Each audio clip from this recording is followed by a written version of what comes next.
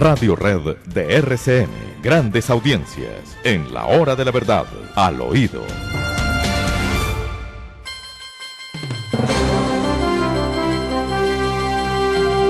Bien, queridos amigos, nos estamos preparando para la transición de gobierno del que ha sido electo, según dice la Registraduría Nacional del Estado Civil, que es la que tiene la palabra en este caso, el Consejo Nacional Electoral y la Registraduría, y el gobierno que termina. El gobierno que termina y que se despide en medio de muchos viajes. Yo no sabía que el presidente estaba otra vez de viaje. ¿En Portugal? Está en Portugal. Bueno, Sí. ha paseado mucho el gobernante actual en momentos en que se están discutiendo temas absolutamente esenciales para el porvenir de la nación. Entonces, vamos a ver pues esto cómo se produce. Ya hay algunos ministros que han sido, ojo, no han sido nombrados. Gustavo Petro no tiene la facultad de nombrar a nadie, que han sido seleccionados por Gustavo Petro y anunciados como personas que van a asumir la jefatura de la cartera que se les va a encomendar, que tiene lugar en el momento en que uno jura cumplir fiel y lealmente los deberes de su cargo, no antes. De manera que antes del 7 de agosto estas personas no son ministros, sino que son solamente los candidatos que tiene Gustavo Petro para desempeñar ciertos cargos. Entre ellos, Álvaro Leiva, que es nada menos que el canciller, persona a la que conocemos suficientemente. Además, yo no sé si usted sabía que Álvaro Leiva fue nuestro compañero en la universidad durante 5 años. Entonces, a usted, doctor Fernando, si lo conoce mejor que cualquiera, ¿eh? Por eso, pues lo conocemos muy bien y sabemos de sus alcances y de los alcances que no tiene, y quedamos sorprendidos. Yo vi unas declaraciones de Álvaro Leiva contra Rodolfo Hernández y yo dije, este no es el Álvaro Leiva que yo conocí. Yo lo conocí con unas determinadas condiciones, con una cierta capacidad para entender los temas del derecho, para ser juicioso o no juicioso en los estudios de los que ambos participábamos, pero yo no le conocí jamás esa virulencia. Álvaro Leiva, le quiero decir, era un hombre eminentemente gentil, amable, suave, de trato positivo, y lo vi en esas declaraciones y dije, alguien lo cambió o está desempeñando un papel. Pero Álvaro Leiva no era un hombre violento, y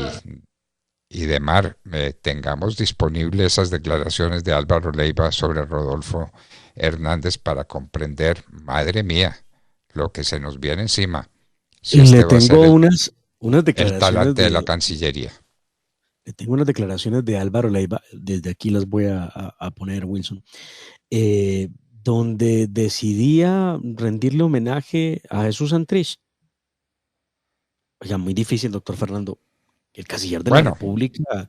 Bueno, hace mucho tiempo él era amigo de las FARC y participaba en negociaciones de paz. Alias el profe, de acuerdo con lo que aparece en los computadores de alias Raúl Reyes, donde está planteado, entre otras cosas, lo que era su programa de gobierno de cara a las elecciones. ¿Hace cuántos años ya? Hace casi que 15, 20 años, las elecciones, 15 años seguramente, las elecciones presidenciales en las que él quiso participar. Le decían alias el profe, pero ahora escuchemos lo que dijo en un conversatorio, y él decía que le iba a hacer un homenaje a Jesús Santrich, y veamos en qué términos, o más bien, escuchemos en qué términos. Y rindo un homenaje para que se vayan ustedes de para atrás al señor Santrich, porque con él yo ayudé a redactar los 10 principios de la verdad a favor de las víctimas. Bueno, Jesús Santrich era lo que faltaba. Uno de los peores criminales de las FARC. Las FARC están reconociendo las cosas que hicieron, ¿no? entre otras, los secuestros que cometieron y la manera como trataron a sus víctimas. Eso es positivo, que digan la verdad y que cuenten lo que fue aquel horror del secuestro que todos presenciamos. Es que uno, después de ver una cosa de esas, no puede ser amigo de la gente de las FARC, sino con un grande beneficio de inventario, como llamamos los juristas, ¿no es cierto? Y entonces Álvaro Leiva era amigo de ellos y negociaba a nombre de ellos, junto con un español que era también su compañero de fórmula en estas andanzas. Amigo de Jesús Santrich, Álvaro Leiva, el canciller, el que será canciller de la República desde el 7 de agosto, si Gustavo Petro confirma ese nombramiento, ¿no es cierto? Y si se confirma, entre otras cosas, creo yo que es indispensable que el nuevo canciller tenga entrada a todos los países en el mundo, ¿no? Donde se requiera como canciller de la República, porque han circulado un mensaje, y esto sí lo digo porque lo desconozco, doctor Fernando, donde se dice que el señor canciller, el designado se le puede llamar, o el futuro él canciller. No es designado.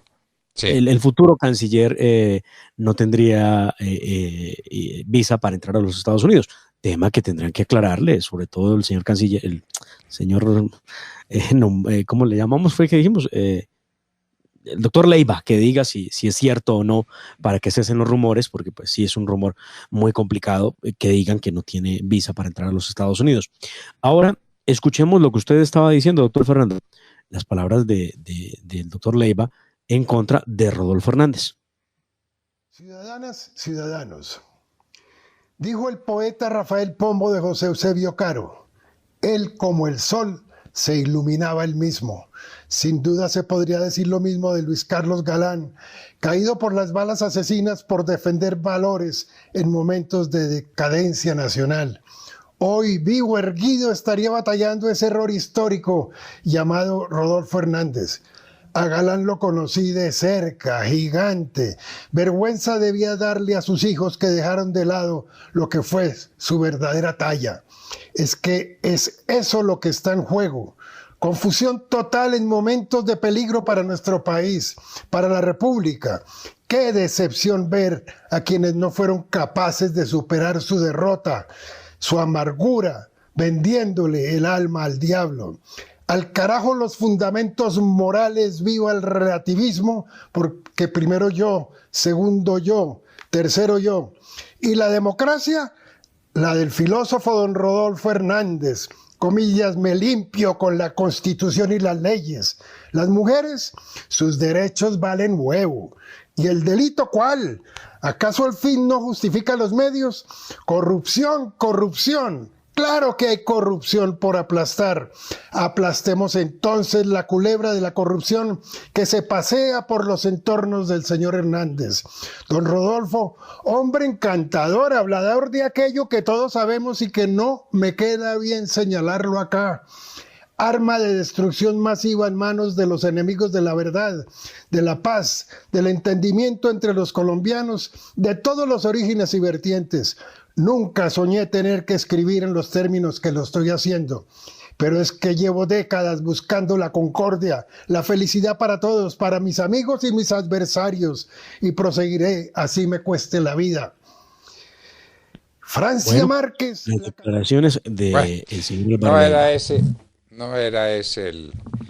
el solo que hacía Álvaro Leiva contra el señor Hernández, sino otro distinto mucho más exaltado y mucho más beligerante, que nos muestra para nosotros, quienes fuimos sus amigos y sus compañeros, es que esto pues no es un invento, 5 años de vecindad en el pupitre,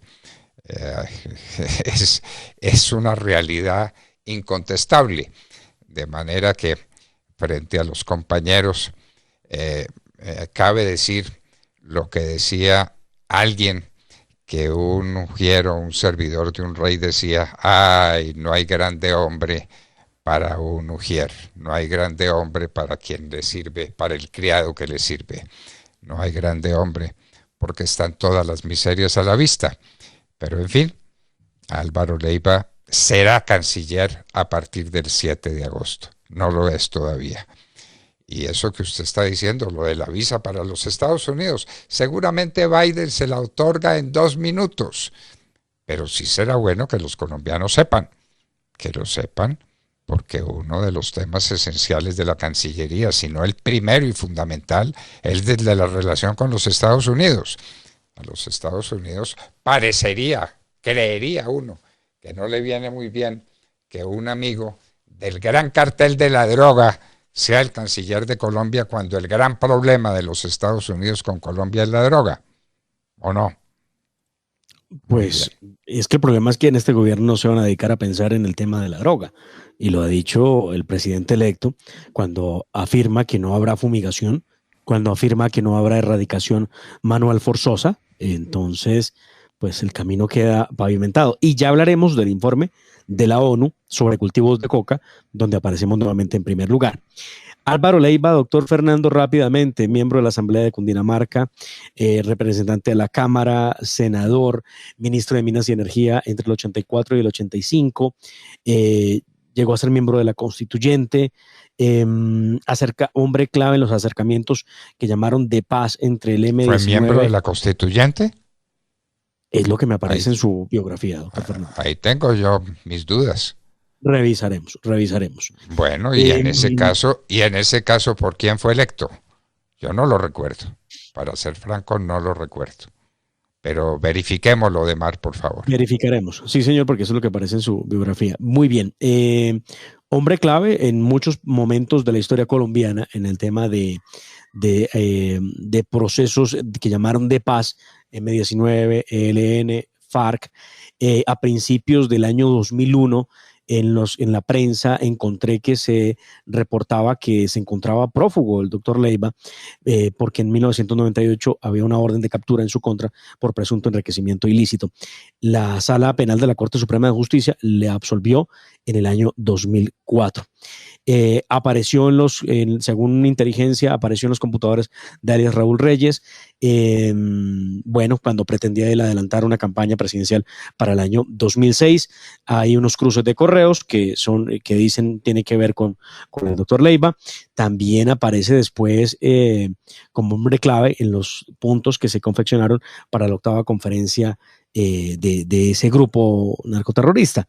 Bueno, un poco de lo que se dice y de lo que está ampliamente publicado en los medios sobre el doctor Leiva.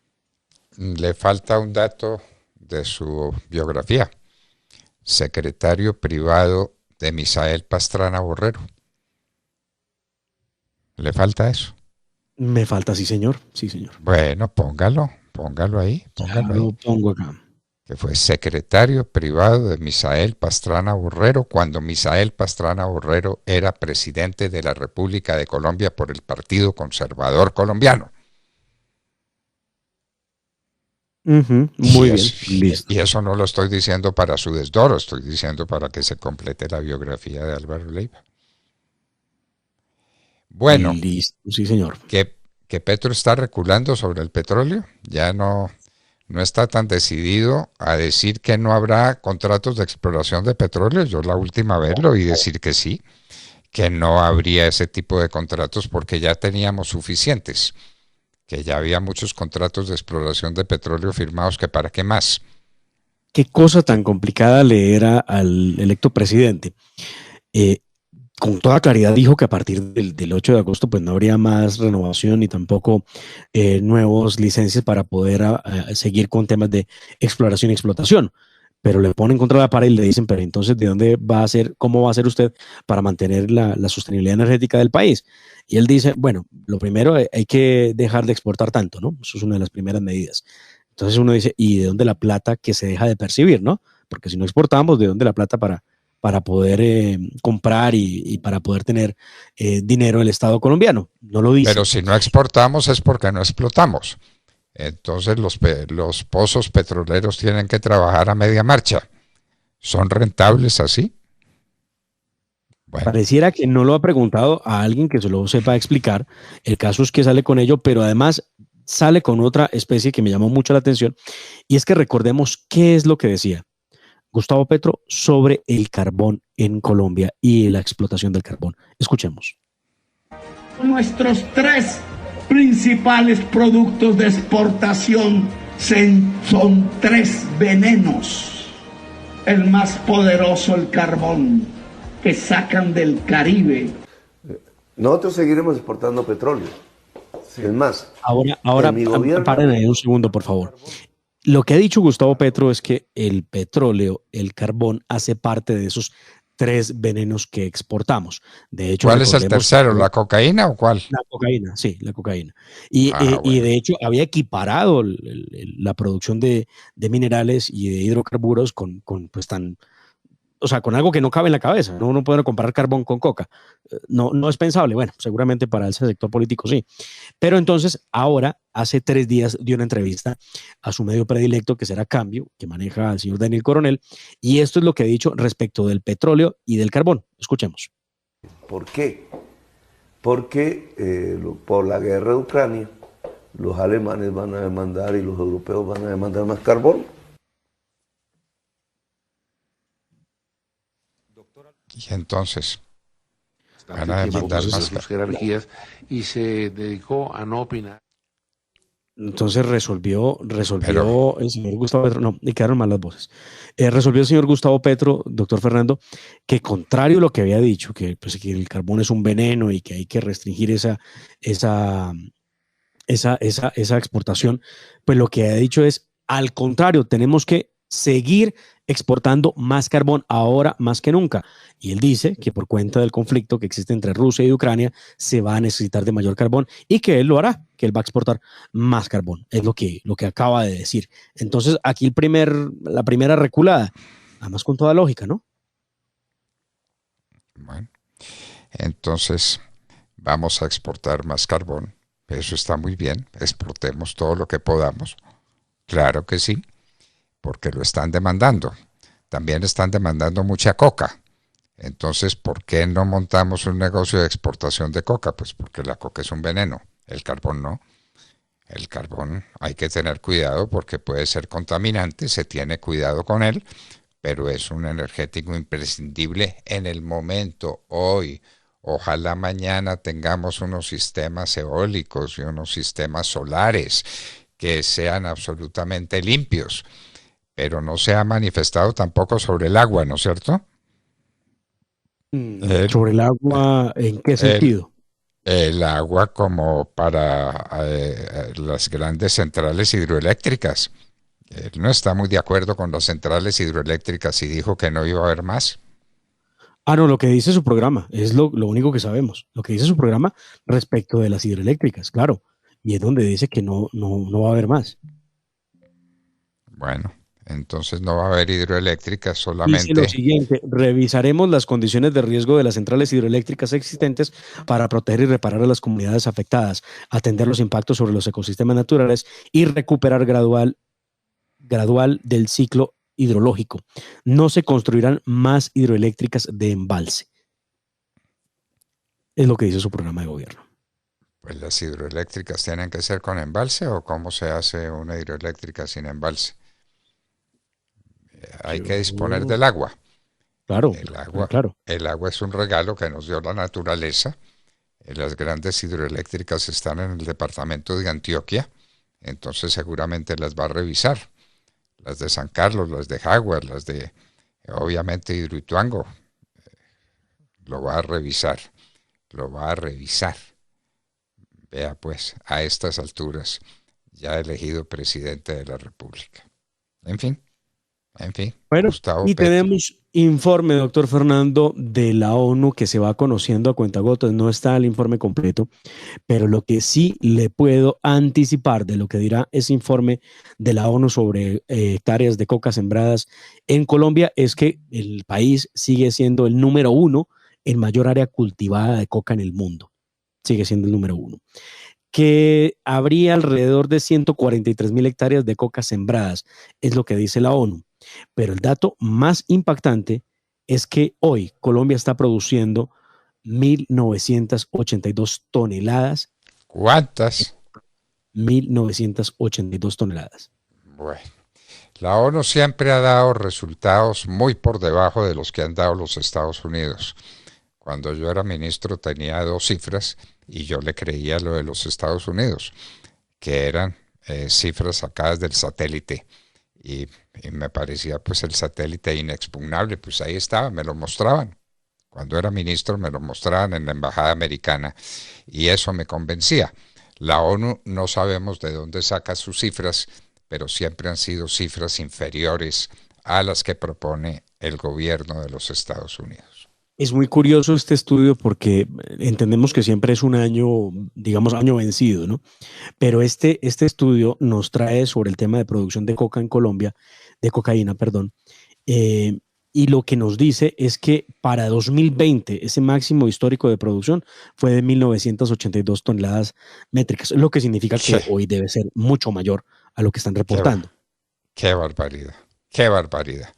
Estábamos hablando por los lados de 1.000 toneladas, un poco más de 1.000 toneladas, las incautaciones que se hacían a través de la Policía Nacional. Gustavo Petro quiere volver a la policía partidista, quiere tener policía propia, como las policías que ya tuvimos, policías liberales o policías conservadoras de muy ingrata memoria, las dos.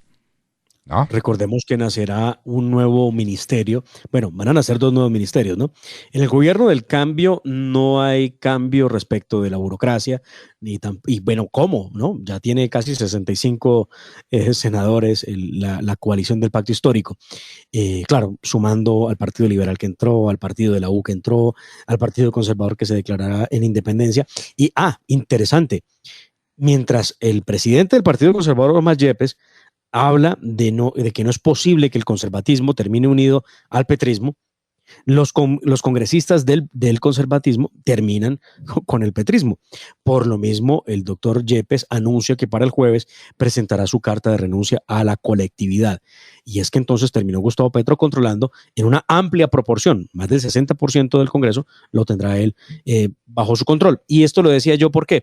Porque no hubo una reforma ni tampoco se anuncia una reforma estructural a la administración pública para bajar gastos del Estado colombiano. Al contrario, se van a incrementar los gastos, con dos nuevos ministerios que de entrada ya están. El Ministerio de la Igualdad, que va a manejar la señora Francia Márquez, vicepresidente electa, y el Ministerio de Seguridad Ciudadana, Paz y Convivencia, que es el que manejará el señor general William René Salamanca. Es allí, a ese Ministerio de Paz y Convivencia y Seguridad, a donde va a llegar la Policía Nacional, según los datos que está entregando el señor presidente electo.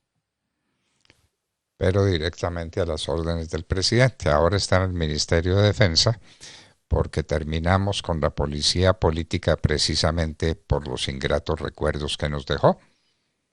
Recuerdos que tiene el país, cicatrices que tiene la nación en su conciencia, con las policías politizadas, con las policías dependientes del gobierno, dependientes de un ministerio, que no fuera un ministerio técnico y transparente como el Ministerio de Defensa, sino un ministerio especial que va a manejar la policía. Excelente persona William René Salamanca, excelente persona, excelente ser humano.